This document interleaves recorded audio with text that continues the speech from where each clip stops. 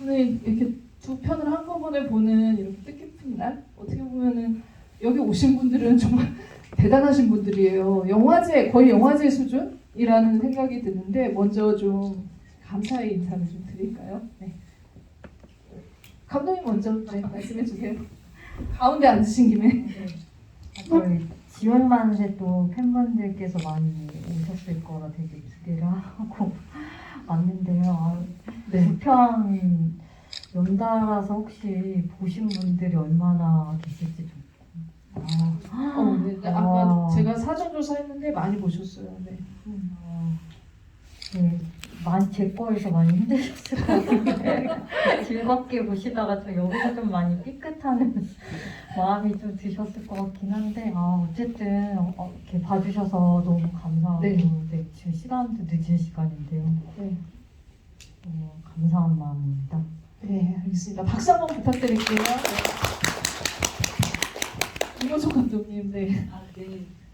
요즘에 날씨가 되게 좋아서 오늘도 살짝 밥 먹으러 가면서 와 날씨 되게 좋은데 어디 놀러 가고 싶다 했는데 영화관을 놀러 와주셔서 너무 감사하고 제 영화는 지옥만세는 8월에 개봉하고 그리고 믿을 수 있는 사람은 10월에 개봉했는데 여름과 가을을 연달아서 저희가 되게 뜨겁게 사실 2년 전에 찍었던 영화였거든요. 그 계절을 통과하면서 그 계절이 담겨있는 영화를 여러분께서 힘차게 봐주셔서 감사합니다. 박수 부탁드릴게요.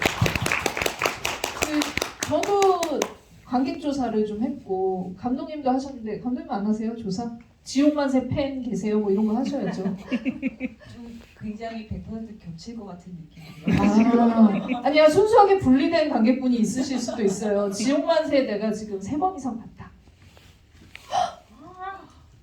어머, 3세판. 세 분이고 3명이에요. 선물 없어요? 선물을 준비했었어야지. 네. 진짜 네, 대단하십니다. 오늘 너무 저희가 초반에 여러분들 칭찬만 많이 해서 조금 어지러우시죠? 네. 들어오기 전에 엄청 걱정했거든요.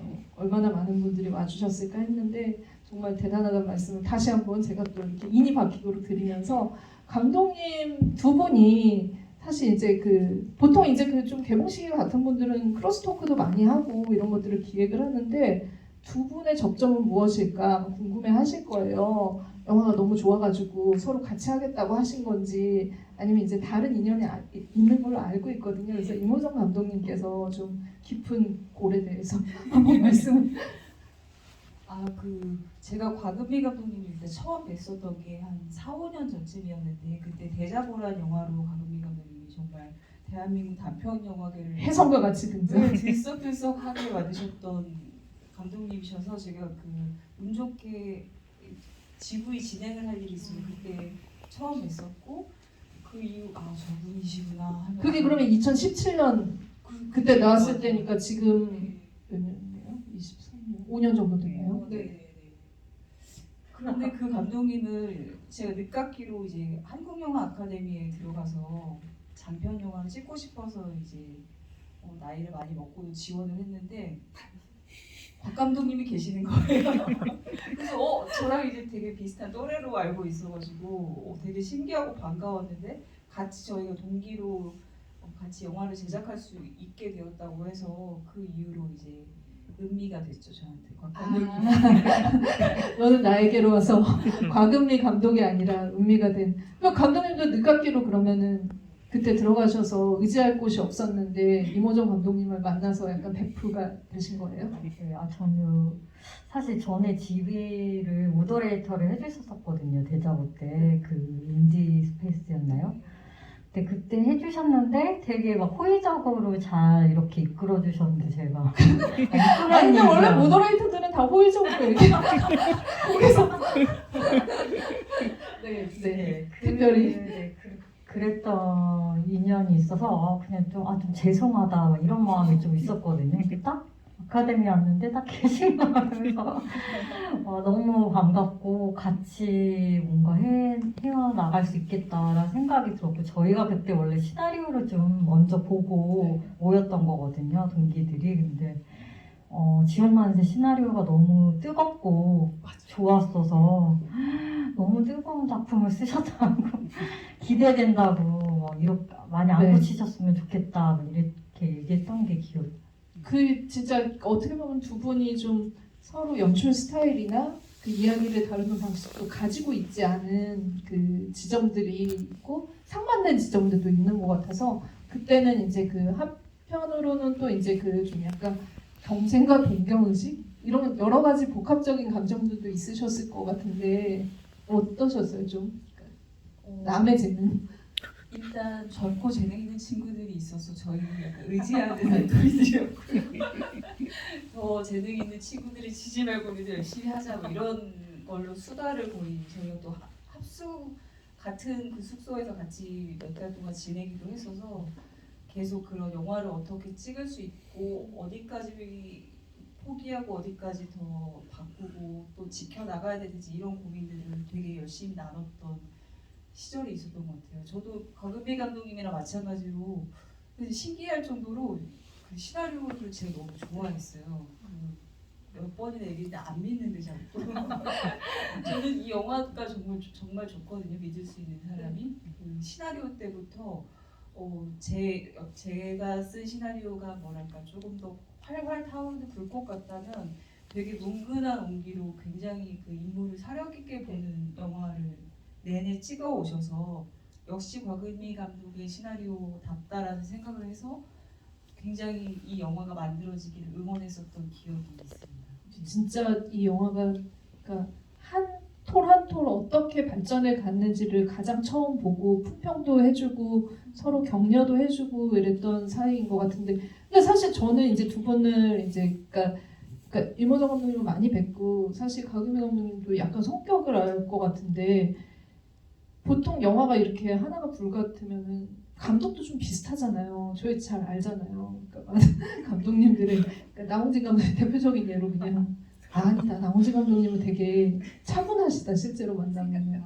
네네네. 소문과 달리. 근데 감독님 진짜 두 분 성격이 비슷한 것 같다는 느낌 좀 있는데 맞나요? 네. 네. 저희 되게 자잘해요. 되게 스몰 마인드라고 하죠. 되게 필요 이상일 정도로 되게 예민하고 예민하다는 게 뭐 신경질적이다라는 표현이 아니라 뭔가 어떤 하나의 그 궤적도 실수하지 않으려고 되게 조심하는 타입이고 그런 걸 가지고 대체로 많이 남겨서 그 영화 속 인물들을 바라보는 태도들도 약간 그런 게 비슷하지 않나라는 생각을 좀 항상 하는 편이었어요. 곽은미 감독님 그러면은 시나리오 개발하실 때 사실 이제 그 안 풀리기도 하고 보통 같이 시나리오 쓰는 기간 동안 감독님들이 작업 같이 하면은 굉장히 막 조언도 많이 해주기도 하고 아이디어도 많이 내주기도 하고 막 캐스팅할 때도 관여도 하고 막 그러잖아요. 그러니까 꼭 관여하고 싶어서라기보단 추천을 많이 하고 그게 결과로 이어지는 경우도 저는 많이 봤거든요. 좀 믿을 수 없는 사람 만드실 때 그런 조금의 일말의 이런 거라도 좀 있으셨어요. 아 이모정 감독이 있어서 이렇게 영화가 갈 수 있었다. 진짜 가장 큰 거는 저희 있구나.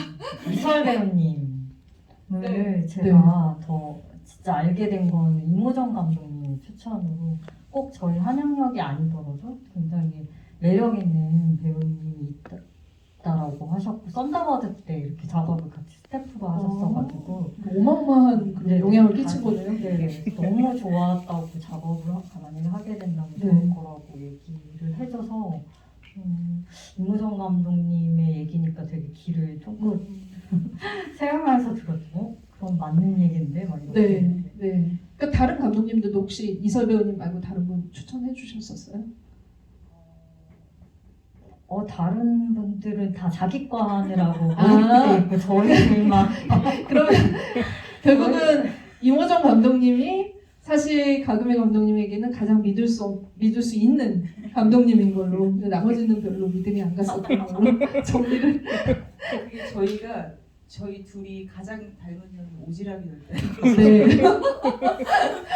아니 진짜 근데 이설 배우가 가지고 있는 결들을 여러분들이 다른 작품에서도 봐오신 분들도 있고 이번에 아시게 된 분들도 있으시겠지만 정말 너무 연기도 잘하고 이런 부분에 있어서 우리가 가지고 있는 선입견, 그러니까는 탈북민 방송에서 보는 어떤 이제 그 정형화된 어떤 이미지도 있기도 하고 마음속에 생각하시는 그런 이미지도 있을 텐데 오히려 굉장히 지금 이 땅을 살아가는 우리들이랑 전혀 다르지 않다라는 걸 좀 발견하는 게 이 영화의 키포인트이기도 하고 배우님이 그거를 해주셨다는 생각이 드는데 전주국제영화제에서 또 배우상을 수상을 하셨잖아요. 그죠?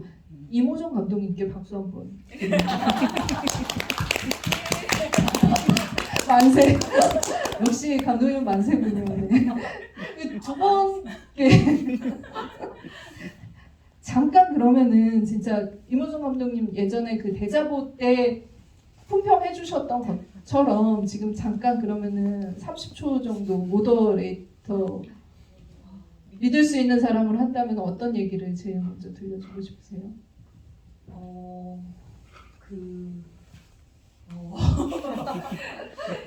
그 방금 전에 이설 배우님 말씀이 나와서 저는 그 이설 배우님 같이 씩씩한 20대를 보여줄 수 있는 요즘 되게 청춘 이 영화 속에 등장할 때 되게 짓눌려 있거나 무겁거나 뭔가 되게 지쳐 있는 모습을 많이 보게 되는데 사실 너무나 그럴 수밖에 없는 그 설정이잖아요. 이 인물이 겪어나가는 대한민국에서의 삶이라는 게.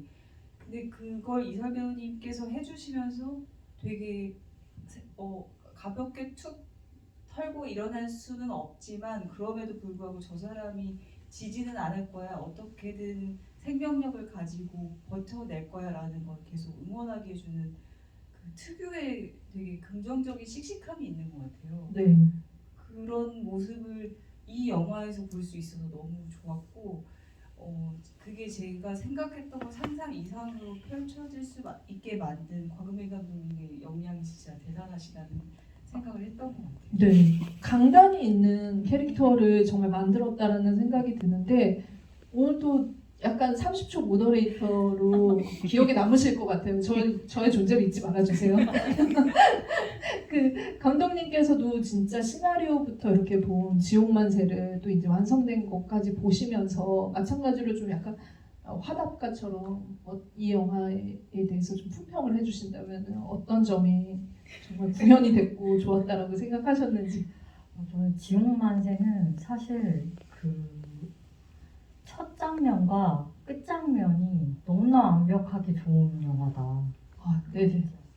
그러기 쉽지 않은데 저는 처음부터 소름 끼치고 끝에서 다른 의미로 소름 끼치면서 이 중간에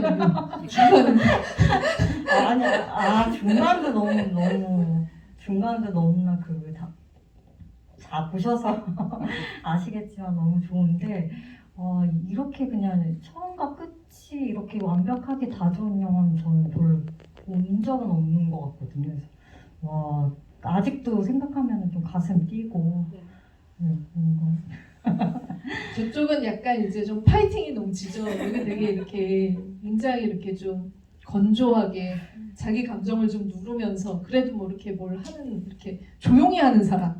여기는 막 소리 먼저 지르고 그리고 아자아자 한 다음에 그러면 좀 해보자 하는 사람. 그래서 완전히 MBTI 다른 사람들 캐릭터들이 이 땅을 살아가고 있는 그러니까 젊은 여성들의 이야기이기도 한데 근데 사실 지옥만세는 여기서 어떻게 보면은 탈출하려고 하는 기운 그런 역동적인 에너지가 굉장히 그러니까 누굴 해치러 가는 건데 사실 그게 해친다는 느낌보다는 나를 구명하러 간다라는 느낌이 더 강하잖아요. 그래서 이게 부정적인 이미지로 다가오는 것보다는 굉장히 긍정적인 에너지 10대들의 어떤 그 로드무비 같은 그런 느낌이 들고 사실 믿을 수 없는 사람은 그 떠나는 게 아니라 이 땅에 와서 진짜 아메리칸 드림에 이어서 이제 계속 이제 그 계보도가 있는데 코리안 드림을 실현하고 싶어하는 어떤 탈북민의 이야기잖아요. 그래서 이게 이 땅을 바라보는 어떤 시각들이 가장 중요한 포인트였을 것 같아요. 대한민국 사회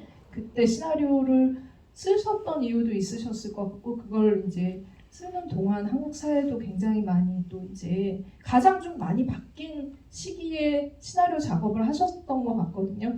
그 인물들을 대입시키고 나서 좀 어떤 생각들을 많이 하셨고 어떤 고민들을 많이 하셨는지 각각 감독님들께 좀 들어보면 좋을 것 같아요. 같이 고민하셨을 것 같은데 마침. 네.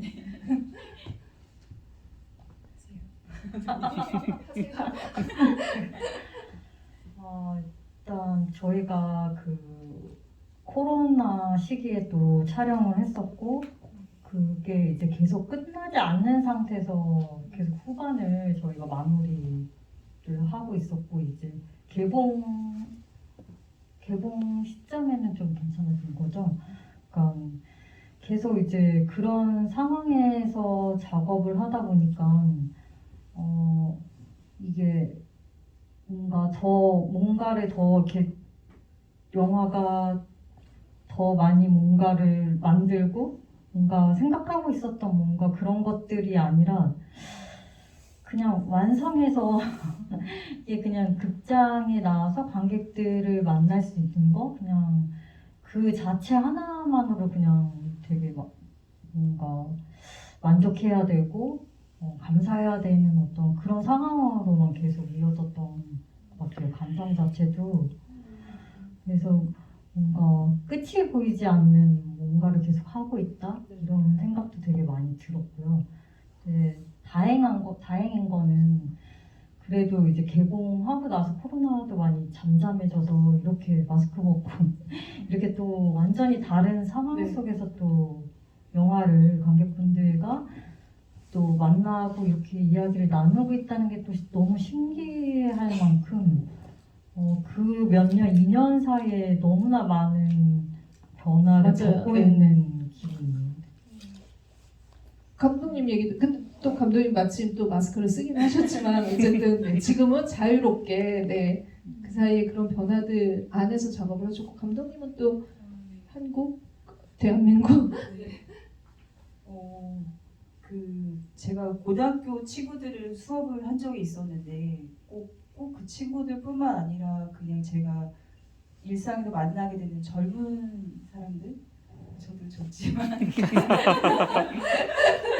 젊은 사람들은 저도 젊지만 이런 얘기 안 해요. 근데 항상 어떠한 막연한 미안함 같은 게 있었던 것 같아요. 왜냐면 이야기를 조금 더 깊숙이 나눠보거나 할 때 그들이 가지고 있는 어떤 피로함 그리고 막막함, 절망감 같은 게 되게 그들을 더 고립시키고 있는 것 같았고 마치 이 세상이 대한민국이라는 사회가 각자 도생해라고 하는 것만 이렇게 떠미는 것 같이 서로를 되게 고립시키고 있는 것 같다는 생각이 들었거든요. 사실 지금도 뭐 요즘에 약간 한 1, 2년 사이에 되게 유행인 게 뭔가 정신적인 멘토들이 나와서 그들의 마음을 어루만져주고 하는 것들을 사실 사회나 어떤 이 집단 안에서 해내고 있지 못하기 때문에 그 고립된 마음들이 결국에 극단적인 선택들을 계속 많이 하게 되는 것 같다는 게 저한테는 지옥만생의 첫 질문 같은 거였고 현실적으로 어떤 방법을 알 수는 없지만 도망가는 것 일단 도망을 가보고 그렇지만 다시 이 땅에 발붙일 수 있는 용기를 얻었으면 좋겠어. 그 용기는 아마 내가 몰랐던 사람이 내 옆에 친구로 남아있게 돼주는 그 되게 단단한 연결감 같은 것들이 지켜갈 수 있는 것이라고 생각했거든요. 근데 제 영화도 비슷하지만 또 다르게 한영은 제 영화에서 떠나고 싶어 하는데 네네. 와서 발붙이고 싶어 하잖아요. 그리고 결국에는 그것이 성공했는지 실패했는지 모르겠는 채로 또 어딘가로 이방이 되어서 네네. 헤매게 되잖아요. 잘은 모르지만 그러한 점들이 지금 우리가 젊은 세대들을 우리 세대를 어떤 방식으로든 등 떠밀고 계속 부유하게 만들고 있는 공기를 지금 많이 만든 게 무엇 때문인지를 네. 이 영화에서 마찬가지로 같이 고민해보면 좋을 것 같아요. 네. 네. 그러니까 어떻게 보면 이제 아까 이제 감독님 마지막 장면 얘기들도 하시긴 하셨지만 그 마지막 선택에서 지금 어떻게 이 사회를 바라보고 있는지 앞으로 나아갈지 어떻게 할지에 대한 결정 그걸 하셔야 됐었잖아요. 근데 한영은 이 떠나는 건 그러니까 그러니까 내가 그렇게 그토록 이렇게 읽으려고 하던 거에서 어떻게 보면은 한 번 좌절을 맛본 건 거죠. 직업적으로는. 그리고 떠나는 그 선택을 하셨는데 그 부분에 대한 고민이 있으셨을 것 같고 다른 옵션도 좀 있지 않았을까라는 생각도 드는데 어떤 고민들 하셨었어요 그 당시? 그냥 다시 뭐 일을 또 다른 일자리를 찾아서 하고 있으면 카메라가 멀리서 응시하고 있는 아주 작은 모습 한영으로 존재하는 뭐 그렇게 끝나는 것도 또 하나의 또 엔딩일 수도 있겠다라는 생각도 들었지만 그래도 계속 잊혀지지 않더라고요. 공항에서 뭔가 이렇게 또 멈춰서서 멀리 어딘가 한국에서 살았던 삶을 바라보는 한 인물이 그 얼굴이 좀 잊혀지지가 않았어요.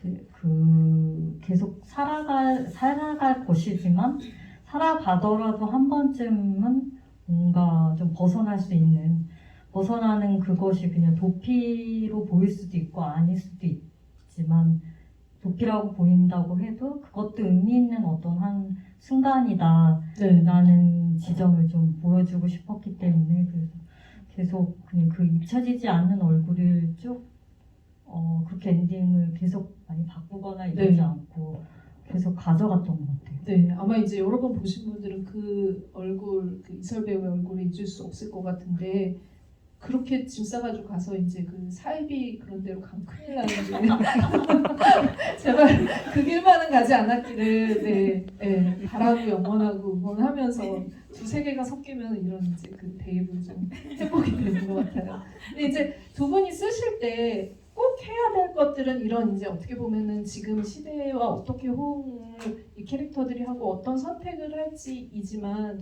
영화를 만드는 데 있어서 방법론 같은 경우는 하지 말아야 할 것들에 대한 그런 그 염두 그리고 이제 실천이 많았을 것 같다라는 생각이 들었거든요. 왜냐면 저는 지옥만세 보기 전에 이 소재들 이 감독님이 가지고 온 이제 그 도구들만 보고서는 굉장히 센 영화가 나올 거라고 지레 짐작했었어요. 그러니까 사입이 나는 신이다 넷플릭스에 그런 것들도 연상이 되고 아니면 이제 그 오시엔 드라마의 이제 구해줘나 이런 것들 같은 것들도 있고 지금 뭐 너무 이제 그 학폭으로는 이제 더 글로리가 어떻게 보면 탑을 찍었잖아요. 그런 어떤 이제 그 자극적인 요소들을 통해서 우리가 이걸 좀 경각심을 가지는 이런 걸 생각을 했는데 이걸 다 섞어놨는데 완전히 이모정 감독 방식이더라고요. 그래서 이 감독님은 이제 그 지향점이 거기에 있지 않았고 정말 다른 방식의 것들을 아예 염두에 두고 만들어갔다라는 생각이 들었었고 마찬가지로 이제 그 감독님의 믿을 수 있는 사람은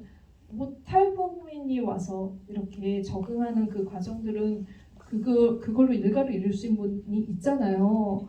박정범 감독님 굉장히 피폐하고 북에서 온 사람들은 정말 이렇게 눈빛도 굉장히 이렇게 막 부유하고 있고 어떻게 애석거나 막 이런 것들 그런 피폐함을 막 끝까지 궁지로 몰고 가서 나락을 보여주는 것들에 정말 익숙했던 것 같아요. 근데 진짜 아까 처음에 얘기한 것처럼 생활하고 있는 사람들 이런 것들을 보여주는 것에서 이제는 좀 그 탈북민이라는 것도 그런 용어들도 좀 희박해지지 않았나? 그 몇 년 동안 남북 정상회담이 있고 나서 뭐 또 안 좋은 기류가 있긴 있었지만 지금 너무 이제 한국이 글로벌해진 것 같아요. 그 잠깐 사이에 너무 이방인들이 많아서 그 원오브 댐으로 탈북민들도 같이 좀 이제 살아가는 조금 다른 사람들 중에 하나의 이제 그 어떤 사람들이다라는 생각이 있어서 거기서 아마 이제 그 좀 힌트를 얻어서 지금 분위기를 반영을 하면서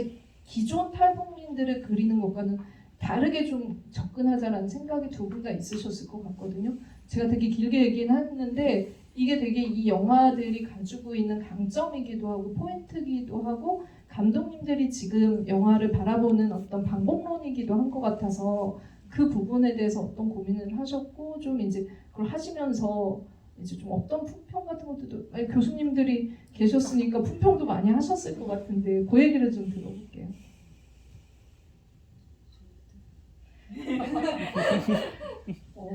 저는 도대체 이 영화의 톤앤 매너가 뭐냐 이런 얘기 많이 들었고요. 그러니까 폭을 당하는 가슴 아픈 사연을 가지고 있는 게다가 자살을 꿈꾸고 있는 주인공들이었기 때문에 사실 굉장히 다루기가 조심스럽고 예민한 설정의 캐릭터들이라는 것들이 인지되어 있는데 선생님들이나 아니면 시나리오를 이제 읽어보신 분들 중에서 절대 안 죽을 것 같은데 라거나 이렇게 자신이 가지고 있는 어떤 피해자다움 혹은 어떤 자살을 하고자 하는 어떤 절망에 빠진 여고생의 모습 뭐 이런 것들이 투영되는 어떤 이미지가 있잖아요. 떠올려지는 그것과 전혀 다른 생기를 가지고 있는 인물들이라는 것을 받아들이기가 어려워하시더라고요. 그래서 더 해야겠다는 생각을 했어요. 왜냐하면 그냥 어깃장을 놓는 마음이 아니라 그런 마음을 가졌을 때 오히려 반작용으로 더 치열하게 살아있고 싶음을 말하고 있다는 걸 이 영화에서 얘기하고 싶었던 게 있었거든요. 죽고 싶다라는 말을 악을 지르면서 얘기하는 거는 사실 그만큼 절실하게 살고 싶다는 말과 같은 말이라는 것을 그런 식의 그 가치관이 두 개가 이렇게 들리지만 사실은 진실은 이 말이야라는 것을 계속 반대로 얘기하는 영화를 좀 찍고 싶었고 마찬가지로 사이비 종교에 대해서도 사이비 종교를 그냥 나쁜 사람들이 악한 행위를 저지르는 어떤 몰상식한 공간이라고 저희들은 이제 매스컴이나 이런 것들을 통해 많이 알고 있잖아요. 그렇지만 그곳에 들어가게 되는 사람들이 사실은 저희 되게 친밀한 이웃들이거나 가족들이거나 누군가들이란 말이죠. 그렇다면 도대체 왜 그분들이 거기에 가서 생각이 바뀌었을까라는 것들을 마음을 들여다봐야 된다는 생각을 더 많이 했고 이 영화 속에 나오는 그 가족들 사이비 종교 단체에 있는 사람들 모두가 영화 속에서 자세히 표현을 하지는 못했지만 악하게 그려지지 않기를 바랬던 것 같아요.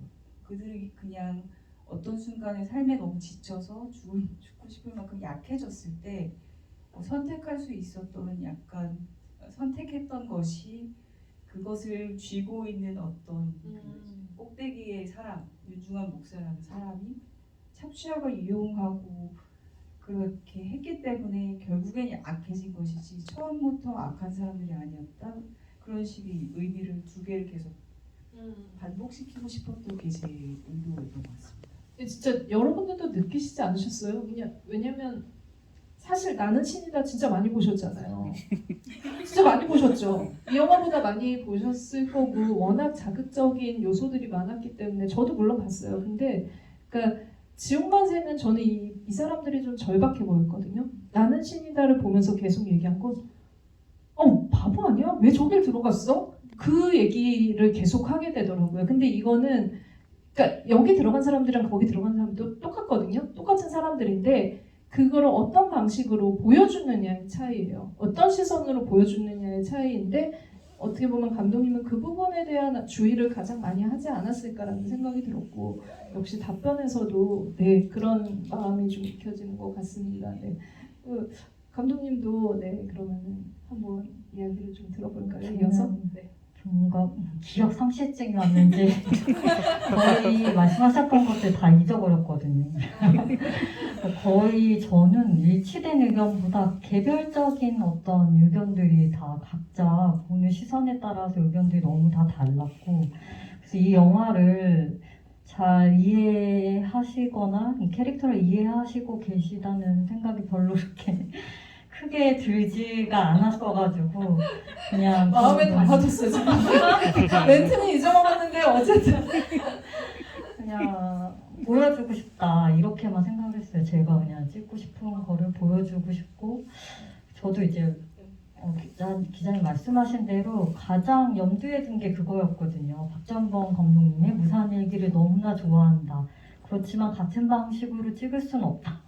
그게 유일하게 지키고자 하는 거여서 그러다 보니 이제 뭔가 핸드헤드라든가 촬영적인 방식적으로도 다 하지 않으려고 했고요. 뭔가 거리감을 어떻게 설정할 것인가에 대한 문제도 컸고 관조할 것이냐 함께 같이 나아갈 것이냐 카메라가 했을 때 그런 방식을 다 최대한 배제하고 해봤던 어떤 그냥 모험을 했었던 것 같아요. 그래서 그런 게 과연 또 좋은 방식이냐, 모두가 어떠한 전형적인 방법을 쓸 수밖에 없는 것도 쓸 수밖에 없는 게 아닐까라는 것도 좀 배우게 된 것 같고, 그래서 어쨌든 원 없이 그거는 하고 싶은 대로 하긴 한 것 같은데, 그 이유는 조금 더 좀 다른 탈북민 영화를 보여주고 싶다라는 욕망이 가장 컸고,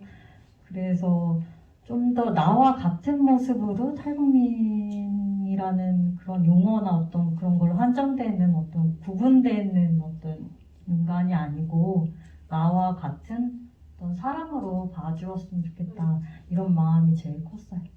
이거는 진짜 이게 가능했던 거는 정말 캐릭터의 디테일을 쌓았기 때문에 가능한, 생활이 묻어나는 어떤 이제 그 영화들이 만들어졌다라는 생각이 들거든요. 그러니까 일상이 되게 우리한테 너무 익숙한 거지만 영화에서는 그 디테일을 안 쌓으면은 만들어질 수가 없고 일상이라는 느낌이 잘 안 들어요. 그만큼 리얼한 거를 구현하는 게 쉽지가 않은데, 저는 탈북민이 어떻게 보면 그냥 이제 노동 현장에서 일용직으로 일하는 거 말고 제대로 시험 준비해가지고 그 직업을 가지고 일을 하고 그 직업의 고충을 표현한 건 거의 처음이라는 생각이 들거든요. 그 부분 제일 접목을 잘 시켰고 조사를 많이 했고, 이 캐릭터, 한영의 캐릭터가 그걸 가짐으로써 2016년부터 2019년의 변화를 가장 민감하게 받아들이고 그걸 표현하는 방식으로 쓸 수 있지 않았을까라는 생각도 들어서 그 진짜 신의 한 수였다는 생각도 들더라고요. 네. 그런 말씀 갑자기 생각나네요, 교수님.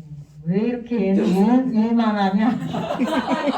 얘는 처음부터 끝까지 일만 하냐? 그래서 저는 교수가 못됐어. 난 좋게 봤는데 교수님은 지적하셨군요. 네. 어쨌든 제가 좀 얘기를 먼저 좀 두 분의 영화에 대해서 얘기를 했는데, 여러분들도 이제 좀 내 눈으로 질문을 해주시면, 오늘 이렇게 세트 구성은 다시는 오지 않습니다. 할 수가 없어요. 연달아서. 네. 손 들어주시면 마이크 드릴게요. 네. 세 번째 줄 관객분. 마이크 안 주시는 거예요? 네. 마이크 없어요? 하나. 세 번째 줄. 안녕하세요. 네, 믿을 수 있는 사람만 봤거든요. 네. 지옥 가서 보고 싶죠? 내일 볼게요. 내일. 네. 이 얘기를 들으면 안 볼 수가 없어요. 네, 볼게요. 진짜 첫 번째로 궁금했던 게 한글 제목은 믿을 수 있는 사람인데 영어 제목은 토어리스트잖아요. 그 이유가 혹시 있는지. 원래 시나리오 초고도 가이드로 썼었는데, 그 이유는 뭐 이제 직업상이 가이드이고 또 인생의 어떤 방향을 잡고자 하는 인물이어서 가이드라고 했다가, 이게 원래 저도 심플한 제목을 좋아하거든요. 이렇게 막 길고 이런 거 싫어하는데 뭔가 좀 생각할 수 있는 제목을 좀 하고 싶더라고요.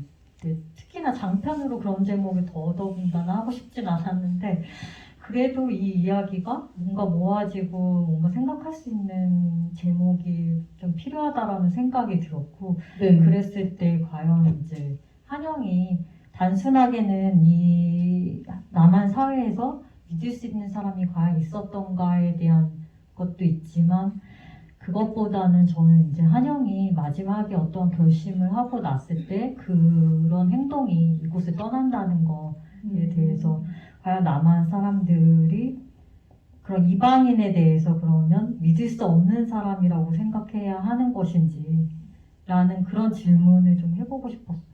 네. 그래서 한글 제목을 이제 좀 약간 이렇게 가져가게 된다면요. 네. 근데 단편을 보면은 진짜 그 생각이 드네요. 되게 복잡하잖아요. 인물들이 한 사안에 대해서 대치하는 인물들을 만드는데 제목이 다 대자보, 뭐 첫 데이트, 갈 거야, 막 이런 식으로, 네, 그냥 되게 단순한 이야기일 것 같은 그런 좀 약간 현란한 기법을 쓰고 있네요. 네. 일단 쉽게 보라고 하고서 들어가면 머리 아프게 하네요. 네, 알겠습니다. 또 다음 질문 받아보도록 할게요. 잠깐만. 네, 그다음 질문이 하나 더 하신다고요? 네, 한영한테 네. 우리라고 불러줬던 사람이 그 3년 언니였던 이름이 정립? 네, 정립 하고 마지막에 호프집 사장님 뿐이었거든요. 네. 혹시 이제 그 우리라고 감독님께서 생각하시는 그 우리라는 말이 그 어떤 의미를 담고 있는가 그거 좀 듣고 싶습니다. 우리요? 네, 우리. 우리 네. 우리라는 말을 썼나요 대사에? 엄청 스트레스 받는데. 근데 한국은 잘 나애라는 말 잘 안 쓰고 다 우리라고 그러지 않아요? 네, 그러니까 한영한테 우리라고 불러준 사람이 정미랑 마지막에 호프집 사장님밖에 네, 네. 없었으니까. 네. 이제 다른 일을 할 때는 이제 그런 이제 우리라고 불러준 사람이 없었고. 네네. 네. 예리하십니다. 네. 네, 좀 제가 근데 원래 좀 그 우리라는 단어를 원래 좋아했거든요. 어려서부터 계속 좀 약간 오지랖 있다고 했잖아요. 네, 연대식으로 이렇게 잘못 표현했네. 그게 좀 지나쳐가지고 우리라는 단어를 좀 공동체 의식이 좀 지나치게 그런 거를 중요하게 생각하는 사람 있잖아요. 그래서 좀 변해가고 있긴 해요. 그래서 이 영화가 저는 다시 그런 우리가 공동체 의식 중요한데 개인의 삶이 중요하고 개인의 어떤 이기적이라고도 말할 수 있는 어떤 욕망을 추구하는 또 개인주의적인 것의 중요성 오히려 그걸로 나아가고 싶었던 것 같아요. 제가 그렇지 못한 삶을 살아서 그런지 좀 변하고 싶다 나도. 그래서 저는 이게 쾌감이 있었거든요. 이게 호불호가 정말 많이 갈리는데 아니 가다가 잘 보고 있는데 갑자기 이게 뭐냐 이 친구도 그렇게 얘기하고 근데 어떤 분은 다 별로였는데 그냥 마지막 그거가 차라리 낫다 이런 의견도 있고 또 그렇긴 한데 저는 그래서 그런지 거기서 그런 쾌감이 왔던 것 같아요. 근데 이제 호프집 사장님 같은 경우는 조금 더 좀 더 그런 한영에 대한 어떤 인간적인 마음을 좀 더 갖고 있는 상태의 사람으로 조금 더 묘사하고 싶어서 좀 부여된 거는 있고요. 그래서 마지막에 한영이 호프집에서 인사할 때 좀 서로 이상하게 애틋한 느낌이 왜냐면 호프집 사장님도 항상 호프집에 매여서 계산서만 맨날 그날 매출만 내시거든요. 그래서 원래 디렉션도 그렇게 드렸거든요. 그래서 매출 걱정만 해달라. 그래서 좀 둘이 인사할 때 좀 애틋한 그런 마음이 사실은 느껴졌으면 하는 게 있었는데 좀 캐치를 해주시는 것 같아요. 네. 네. 강객님 감사합니다. 캐치. 아니 갑자기 정미랑 얘기하니까 그 노래 불렀던 장면 생각나는데 진짜 짠했거든요. 전 북한 갔다 왔었거든요. 대박이죠. 금감사. 네. 근데 거기 진짜 옥류관도 있고 평양냉면도 팔고 그 공연을 꼭 보여주는데 그 노래를 불러줘요 마지막에 북한 분들이. 그러면서 손을 흔들어 주는데 그냥 이거는 정말 뭐 우리가 그러잖아요. 뭐 국뽕이든 뭐 한국이든 뭐 이런 얘기를 할 때 어쩔 수 없이 그 오는 감정들이 있잖아요. 그냥 울어요. 그 노래를 들으면. 근데 이 장면이 나오는데 아무렇지 않게 둘이 하는데 얘네 둘이 어떻게 앞으로 헤어질 거니까 그게 딱 생각이 나면서 되게 많은 분단사의 그런 것들이 막 얘기를 안 하려고 했는데도 그 노래 들으니까 딱 생각이 나더라고요. 네, 감동받았던 장면이었습니다. 어쨌든 우리라는 단어에 대해서 또 한번 엔차갈람하시면서 생각해 보시도록 하고 다음 질문을 받아보겠습니다. 네.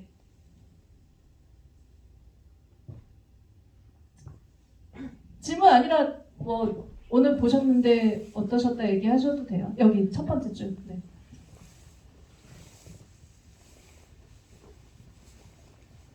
저는 이 영화 다 봤는데 그 영화에서 뭐 좋은 점은 이제 세 가지 보자면 캐스팅이랑 미술이랑 음악 세 가지가 제일 이제 다 빛났던 영화라고 생각하는데 오늘 저는 고미 감독님께 영화 그 엔딩 크레딧에서 흘러나오는 노래 가벼운 하루라는 그 노래 직접 참여도 하셨다고 들었는데 혹시 참여하신 배경이 어떻게 됐는지.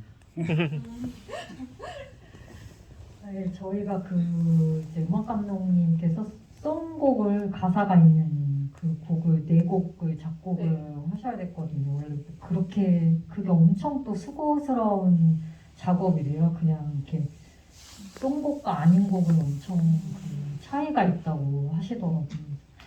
그때 이제 녹음하신다고 해서 저도 이제 응원하려고 그때 갔는데 저는 이제 녹음이 밤 12시에는 끝날 줄 알았는데 저희 새벽까지 녹음을 하고 가수분들은 목소리가 지금 나오지도 않는데 뭐 하고 계속 그랬거든요. 근데 코러스 필요하다고 그래가지고 제가 사실 목소리 엄청 굵어가지고 안 하고 싶은데 지금 모두 힘들어하고 이런 상황이어가지고 빨리 하라는 대로 들어가서 응원하러 갔다가 예, 그래서 코러스 같이 했는데 제대로 안 해가지고 또 싫어. 감독 똑바로 하시라고 또 혼자 안 부르고 있다고 했는데 이상하게 그 부를 때 막 너무 막 음악 감독님이 이렇게 춤추시면서 하시거든요. 막 지도도 네. 엄청. 근데 같이 막 이렇게 하는데 막 진짜 으쌰으쌰가 되는 거예요. 부르면서. 갑자기 부르는데 괜히 좀 짠한 거예요. 한양이 생각이 갑자기 나면서. 그래서 그냥 이유 없이 그냥 좀 혼자 울컥했던 기억이 있습니다. 네. 이렇게 잘 들으면 감독님 목소리를 찾을 수 없게 컴퓨터 작업을 했겠죠. 네. 사실은 나중에 또 코러스 다시 입혔다고. 도저히 못 쓸 것 같아요. 감독님 혹시 뭐 참여하신 거 없으세요? 있어요. 뭐 지나가는 역할이나 저희가 같은 시기에 촬영을 해서 그 현장에 못 갔는데 제 영화가 거기 갔어요. 그 한영이랑 네, 네. 아 그거 정미랑 계속 보고 있으면서 이제 얘기할 때 배경화면에 TV 안에서 치킨 저의- 먹을 때 네. TV 속의 단편 영화가 이무정 감독님의 의도적으로 이제 내가 그 필요하면 부탁을 한 건 거죠 네, 네. 감독님한테. 전화. 네, 네. 이유는 친해서는 아닐 것 같고 의미가 사실 있어요. 후보군이 몇 개 있었어요. 네, 여러분. 뭐 있었어요? 저희 동기 중에 서정원이라는 동기가 있는데 정원이의 또 재밌는 또 단편 영화가 있거든요. 그래서 그거랑 네, 고민을 했는데 제가 이무정 감독님 거 선택을 해가지고 그 친구가 삐졌어요. 네, 그럴 줄 알았어 하고 돌아서 가더라고요. 삐졌네. 네, 이무정 감독님 그 내가 필요하면 전화해를 제가 서울 독립영화제에서 봤는데 너무 재밌어가지고 그리고 맞아요. 믿을 수 있는 사람에 되게 맞는 제목의 영화예요. 그러네요. 내가 필요하면 전화해. 근데 그건 싸우는 얘기잖아요. 네. 알겠습니다. 또 하나 더 받아보면 좋을 것 같은데. 네, 맨 뒤. 네, 차례대로 그러면 맨 뒤에 하고 그 다음에 세 번째 줄 뒤에서. 저는 지옥만세 드디어 봤습니다. 바이트 좋은 게 하다가 있기는. 여기다가 오늘 바이트 끝나고 와서 봤거든요. 오늘 두 영화를 통해서 지금 사회가 아직 4가지 문제점을 다 본 것 같아요. 압축 버전 같아요. 그러니까 그걸 세우고 싶다고 뭐 비슷하다고 해야 되나? 네, 그런 것 같아요. 두 감독님한테 질문이 왜 이런 주제가 지금 한국 사회가 가지고 있는 문제점이잖아요. 뭐 사회비 종교라든지 학교 폭력이라든지 탈북자 문제라든지 뭐 중국 사드 문제라든지 사드 문제 다 문제점이 한 개 빼고 다 지금 현재 진행형이잖아요. 왜 여기에 관심을 갖게 됐고 이 영화를 만들기 궁금하고 특히 지옥만세 같은 경우는 뭐라고 해야 되나 좀 웃었거든요. 이런 말 표현하기 좀 그렇죠. 좀 웃었거든요. 너무 웃겨가지고요. 이걸 뭐랄까 좀 패러디한 느낌을 조금 받았어요. 제가. 코믹적인 요소가 굉장히 많이 있죠. 블랙 코미디적인 요소. 바로 믿어주는 사람은 코믹적인 요소를 빼고 사실적 접근을 한 것 같고 그 감독님이 이거 다 의도하신 게 아닌지가 궁금하기도 합니다. 의도를 그럼 지금부터 들어보도록 하겠습니다.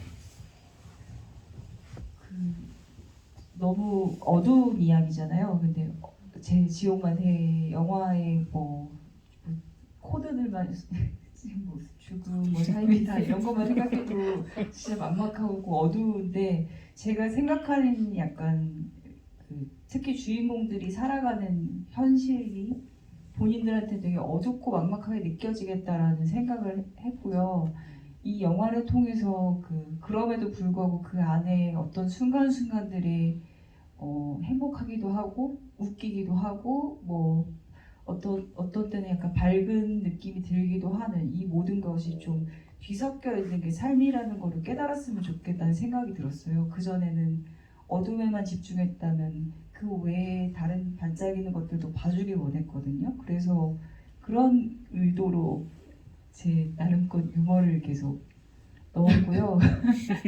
그 두 사람이 왜냐면은 굉장히 죽고 싶어하는 둘이 있고 되게 사실은 어긋날 수밖에 없는 관계인데 두 사람이 있는 모습을 보면 저는 되게 귀엽고 사랑스럽고 그러니 제발 사라졌으면 좋겠고 이런 생각이 계속 드는 거예요. 오히려 그들이 가지고 있는 생기들이 더 그 어둠 앞에서 반짝인다고 느꼈거든요. 그래서 그렇게 유머를 넣으려고 했던 것 같고요. 그 사회적인 문제들에 대해서 집중을 하게 된 거는 그 전에 단편 영화를 계속 찍어가면서 오면서 제가 계속 어떤 관계의 문제들, 개인과 개인이 어떻게 연대하고 혹은 갈등하고 다시 뭐 화해하고 이런 것들에 대한 그 되게 섬세한 감정의 결들을 담는 관계 영화를 찍었다면 그 사이에 그때는 제가 이제 바라봤던 게 영화를 통해서 바라보려고 했던 게 되게 세밀한 개인의 풍경이었던 것 같아요. 근데 제가 그 이후에 계속 장편 영화를 준비하면서 오래 비어 있는 동안 영화를 생각보다 더 훨씬 더 좀 거울이 아니라 약간 창으로 바라봐야겠다라는 생각을 많이 하게 할 정도로 우리 사회의 문제들이 되게 점점 더 골마가고 있다. 그리고 그것이 누군가들을 되게 죽음에 이르게 하고 있을 정도로 심각하다라는 생각을 했던 것 같고 일단 뭐 그냥 너무 통계적으로도 자살률이 있잖아요. 저희 우리나라가. 그래서 그런 문제들 앞에서 적어도 뭔가 다른 면을 보게 할 수 있는 것을 얘기해서 일단 오늘 하루는 죽음을 멈추게 하고 싶고 죽음을 멈춘다면 그 다음에 왜 그들이 힘들었는지를 바라볼 수 있는 누군가의 시선이 생길 수 있다고 생각했던 것 같습니다. 그래서 영화 속에서 그 효천선교회 안에 남아있는 그 혜진이나 아이들이 있잖아요. 그런 친구들에 대해서도 많이 영화 보신 분들이 걱정을 많이 해주시는데 영화 속에서 그 모든 문제들을 되게 통쾌하고 시원하게 해결할 수는 없는 것 같아요. 지금 이 상황에서 현 상태에 이르는 모습을 문제의식 있게 바라볼 수 있는 계기를 마련해 주는 것으로 이 영화가 될 수 있으면 좋겠다는 생각을 했고 시급하게 일단 주인공들을 네. 살리고 싶었던 것 같습니다. 박수 한번 부탁드릴게요.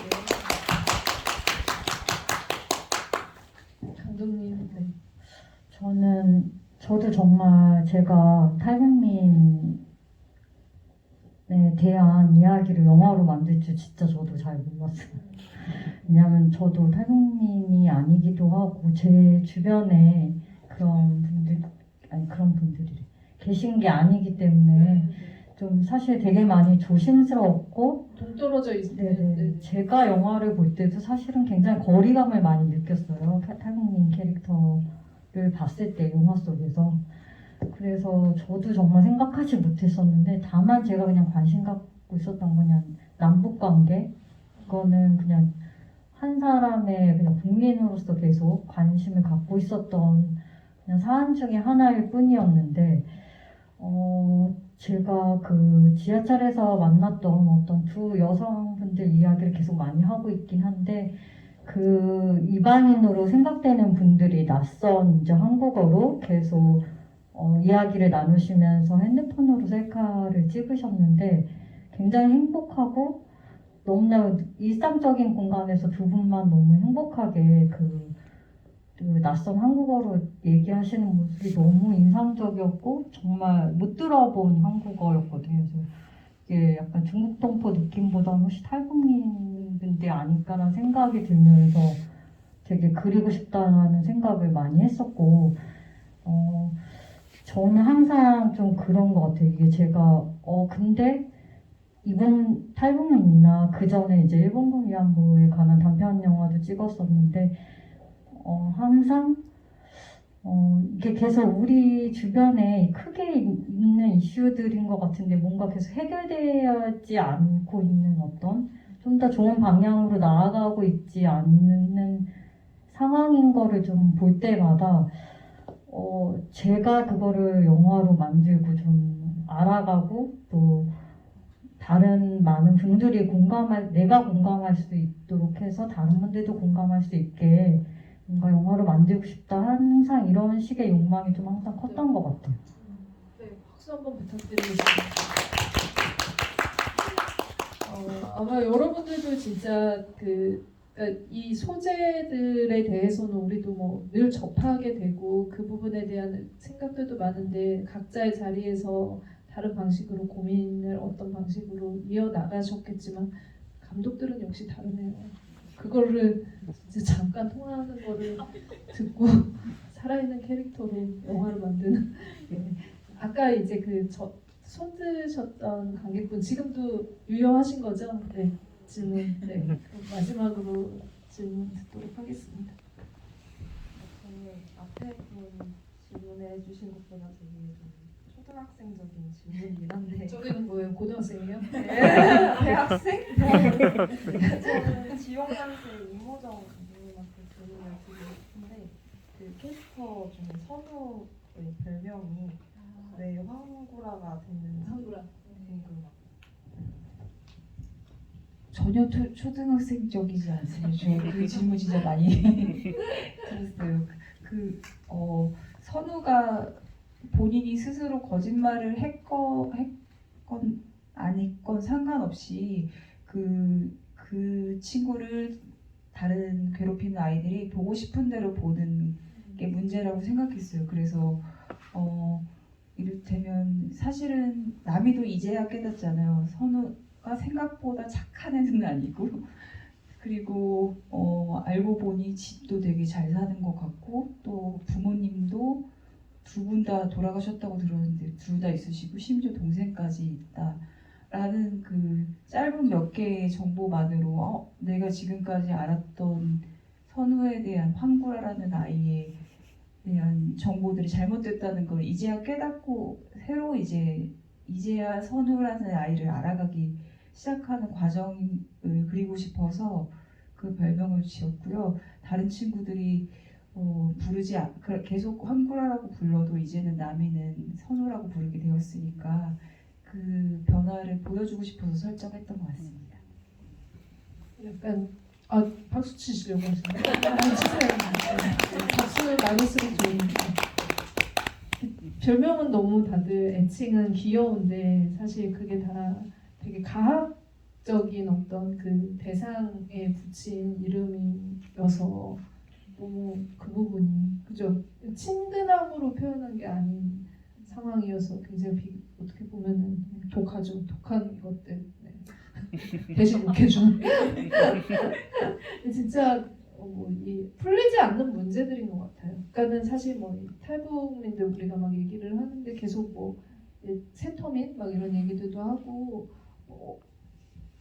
많이 못 봐서 어떻게 해야 될지 모르는 두려움 같은 것들이 있고 학폭이나 이제 그 종교 집단에 빠진 분들에 대해서도 일단은 좀 이제 그 시선 자체가 좀 나와는 좀 떨어져 있는 사람들이라는 생각을 하면서 왜 이러지? 그러니까 멀리 떨어져 있는 뉴스들 보면은 크게 와닿지 않잖아요. 그런 느낌으로 계속 오해들이 쌓이고 있는데 이 두 작품 독립 영화에서만 사실은 이런 시선이나 이런 전개들이 좀 가능하다는 생각이 저는 좀 들거든요. 그러니까 대중적으로 더 가자면은 이런 방식으로 작업을 하기는 좀 힘든 것 같은데 그 틈새에 있는 것들을 좀 읽어주시고 또 봐주시고 앞으로 또 이제 이 문제들을 접했을 때 이 영화들을 좀 한번 생각해 봐주시면 좋을 것 같다는 생각이 듭니다.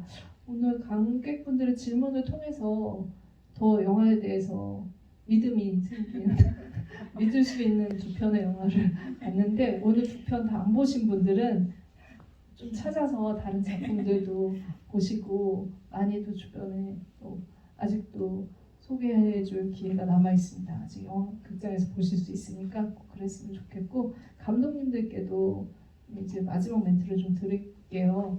장편을 만드시고 이렇게 두 분이 힘들 때 의지하면서 아마 이런 결실을 본 것 같다는 생각이 드는데 앞으로 또 어떤 작업하실지 좀 그 미래도 네. 영화의 인물들이 파이팅하면서 끝나고 길을 떠나기도 했는데 감독님들의 미래도 얘기해 주시고 오늘 또 관객분들과의 만남에 대해서도 말씀 부탁드리겠습니다. 뭔가 오늘은 이렇게 가장 이제 편안하게 수다 떠는 어떤 느낌으로 이야기를 나눌 수 있어서 즐거운 것 같고 저희가 이제 믿을 수 있는 사람이 개봉 2주차거든요. 관이 반으로 확 줄었는데 정말 무섭게 줄더라고요. 그래서 와 이런 거구나. 개봉이란 이런 거고 관객분들 만난다는 건 진짜 이런 거고 그동안 영화제에서는 많이 관객분들이 그냥 우쭈쭈를 해주셨구나. 정말 실감하고 냉철하게 많이 깨닫고 있어요. 그래서 제가 믿을 수 있는 사람에서 좋아하는 구석들이 있고 또 여기에는 사실 사람들이 별로 알고 싶어하지 않는 존재들이 많이 나오는 영화라고 생각하는데요. 중국 동포도 있고 심지어 중국인도 중국인의 분량이 많아서 싫다는 이야기도 있을 정도니까 어쨌든 많이 알고 싶어하지 않는 인물들이 많이 나오는 영화라고 생각이 들어요. 그래서 그것에 그런 캐릭터에 대한 애정을 저는 갖고 있지만 관객분들께서도 좀 그렇게 한번 소수자에 대해서도 좀 생각해 주실 수 있으면 좋겠고 영화의 만듦새와는 좀 별개로 좀 생각하실 수 있는 기회가 되면은 좋을 것 같고요. 그래서 좀 더 나은 영화를 만들어서 또 냉철하게 또 관객분들과 만날 수 있는 어떤 기회가 됐으면 좋겠어요. 아직은 개봉 2주차라 뭔가 다음 생각하기에는 네, 제가 네. 뭔가 생각하기에는 아직 거기까지는 못 가 있는 것 같습니다. 오늘 와주셔서 감사합니다. 박수 부탁드리겠습니다. 이모정 감독님은 다음 거 생각하셔야 되는 타이밍입니다. 거의 지금 영화 속 초반의 나미 같아요. 지금 막 이러고 있는데 다음 영화에 대한 불안감과 미지의 세계를 향해 발만 동동 구르고 있는 중이고요. 저는 이것을 이제 치러 봤으니 근데 그 개봉 때 되게 많은 감정이 아마 들 텐데 되게 기대했던 것도 있을 거고 실망도 굉장히 클 거고 또 거기서 또 계속 와주시는 또 관객분들 새로 만나 뵙는 분들을 통해서 또 다행이다라는 생각, 영화를 더 만들고 싶다라는 생각도 계속 들어가는 과정일 것 같아요. 이런 과정을 저도 겪고 믿을 수 있는 사람도 그렇고 지금 되게 질긴 생명력으로 버텨주는 한국의 독립영화들이 네. 계속 신작을 내주고 있어서 사실은 조금만 마음을 넓게 보시면 되게 풍성한 가을을 맞으실 수 있을 거라고 생각이 됩니다. 그래서 지치지 말고 응원해 주시고요. 저도 너무 늦지 않은 시간에 앞자릿수가 바뀌기 전에 꼭 신작을 네. 들고 오겠습니다. 와, 네. 감사합니다. 박수 한번 부탁드립니다. 믿을 건 관객분 진짜 네. 엔상 알람 해주시는 관객분들께 오늘 특별히 오늘은 더 이렇게 연속으로 봐주셔서 감사하다는 말씀을 전하면서 저희 그러면은 두 분의 신작도 나중에 나오시면 또 봐주세요. 네.